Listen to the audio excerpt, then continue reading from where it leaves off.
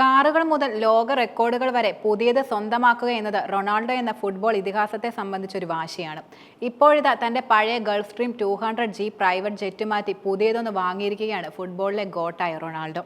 $24 million ജെറ്റിന് പകരമായി എത്തുന്നത് ഏകദേശം 75 മില്യണിന്റെ അപ്ഗ്രേഡഡ് വേർഷനായ ഗൾഫ് സ്ട്രീം 650 ആണ്. ഏറ്റവും പുതിയ സാങ്കേതിക സംവിധാനങ്ങളും അതുപോലെ ആഡംബര സൗകര്യങ്ങളും കൊണ്ട് സമ്പന്നമായ ഈ ആഡംബര ജെറ്റ് ആകാശത്തിലെ കൊട്ടാരമെന്നാണ് പ്രധാനമായും അറിയപ്പെടുന്നത്.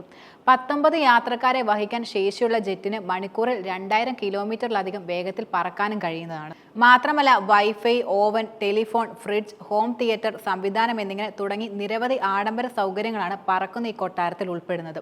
കൂടാതെ റൊണാൾഡോയ്ക്ക് വേണ്ടിയുള്ള കസ്റ്റം മെയ്ഡ് ഇന്റീരിയർ ഡിസൈൻ സീറ്റുകളുമാണ് ജെറ്റിൽ ഉൾപ്പെടുക. എലോൺ മസ്ക്, ജെഫ് ബെസോസ് പോലുള്ള വളരെ കുറച്ച് ആളുകളുടെ കയ്യിൽ മാത്രമേ ഈ ജെറ്റ് നിലവിലുള്ളൂ എന്നതാണ് ഇതിന്റെ മറ്റൊരു പ്രത്യേകത എന്നത്.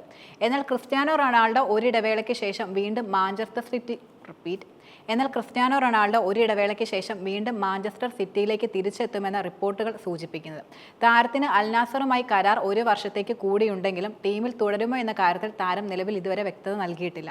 അപ്പോൾ താരം അഭ്യൂഹങ്ങൾക്ക് വഴിവെച്ചിരിക്കുകയാണ്. ഇപ്പോൾ മാഞ്ചസ്റ്ററിലേക്ക് വീണ്ടും തിരിച്ചു പോകുമോ എന്ന് സ്പോർട്സ് ജേർണലിസ്റ്റ് ചോദിക്കുമ്പോൾ ഫുട്ബോളിൽ എപ്പോൾ എന്ത് സംഭവിക്കുമെന്ന് ആർക്കും പ്രവചിക്കാൻ കഴിയില്ല എന്നായിരുന്നു റൊണാൾഡോ നൽകിയ മറുപടി.